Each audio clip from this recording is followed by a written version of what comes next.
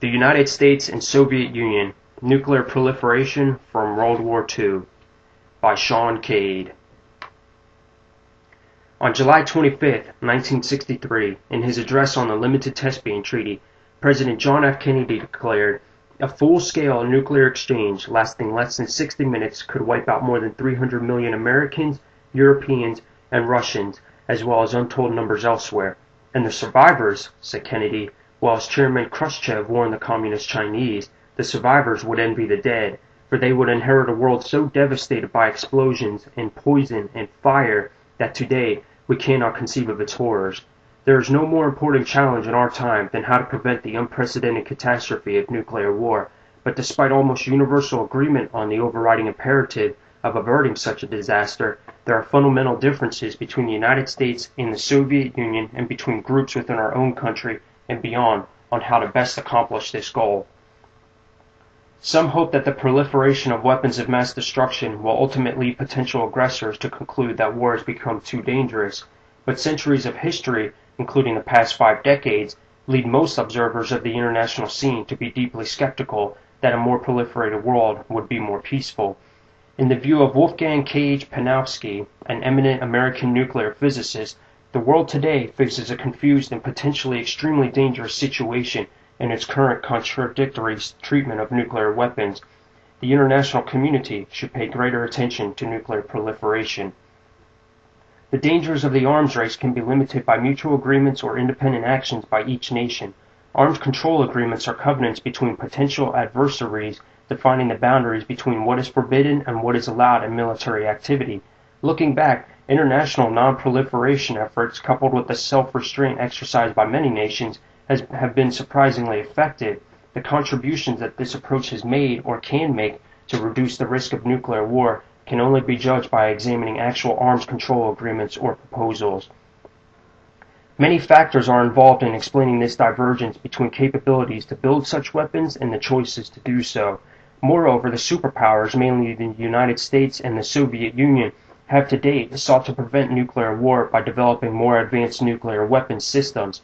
These systems have been designed to deter the other side from using its own arsenal of nuclear weapons or from starting a conventional war on a scale or in circumstances that could escalate in a general nuclear war.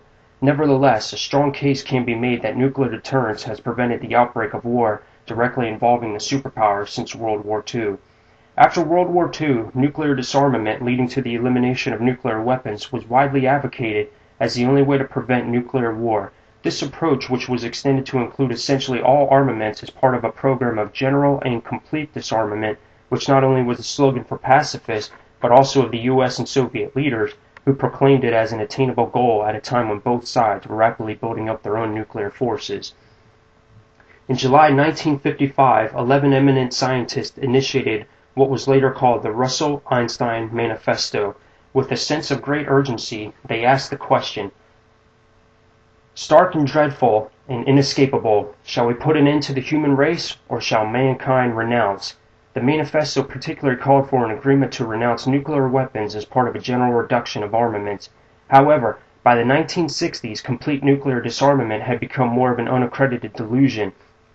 There were many reasons for this delusionment, including the military doctrines of the nuclear powers, the high levels of nuclear arsenals, the deep political divisions that existed not only between the US and Soviet Union, but among other countries in many regions of the world, and the military significance of even small numbers of secretly retained nuclear weapons in an otherwise disarmed world.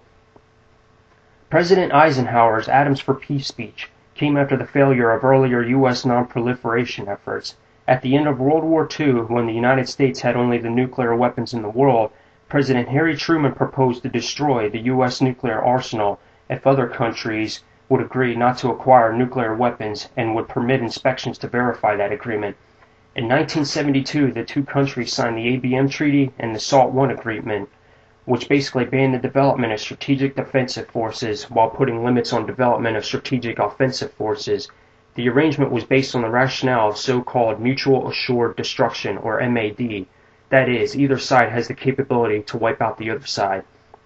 Second, the international community was able to conclude a number of important multilateral treaties, including the Partial Test Ban Treaty, or the PTPT, in 1963 and the Non-Proliferation Treaty, or the NPT, in 1967, and in 1968 the power granted to the IAEA through the NPT for policing nuclear activities of member countries to ensure that those without nuclear weapons did not acquire them.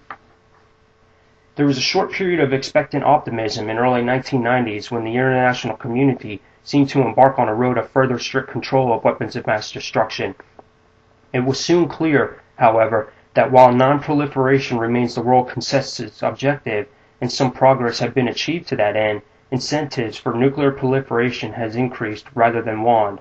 The international non-proliferation regime has been fast eroding. The changing political security landscape, economic globalization, and the rapid development of science and high technology have all contributed to this rather gloomy picture. According to Victor Utgoff, the U.S. will continue to play a stabilizing role in the non-proliferation of nuclear weapons. First, U.S. political leaders, whatever their political philosophy, have found it difficult to keep the nation on the sidelines in the face of massive violence or destabilizing developments. Second, the U.S. will seldom, if ever, find its national interests to be deterred from standing up to aggression. Third, the United States remains willing to accept risks, even large risks, for an important cause such as nuclear non-proliferation. Although the uses of nuclear power hold tremendous value, nuclear power may also be used to cause total annihilation. For instance, during the Cold War, the Soviet Union developed massive double-hull submarines larger than any submarines even at today's standards. At one point, all 20 long-range rockets armed with nuclear warheads were pointed at the United States. The Soviet Union also once developed a bomb called the Tsar Bomba, which was the largest nuclear bomb ever tested or built. Weighing in at several thousands of pounds, the bomb was large enough to carry 100 megatons of nuclear material. When tested, the bomb had only 50 megatons worth of nuclear material in it, however, was more powerful than 4,000 Hiroshima nuclear bombs combined. With this power, the city of London and anything within its path up to 130 miles away would be completely destroyed. With an ever-increasing threat of nuclear weapons today, nuclear disarmament would be a catastrophe. Rogue nations would withdraw from the NPT or hide any material to use on any states that give up nuclear weapons. In essence, nuclear weapons will survive indefinitely, even if used as a stalemate.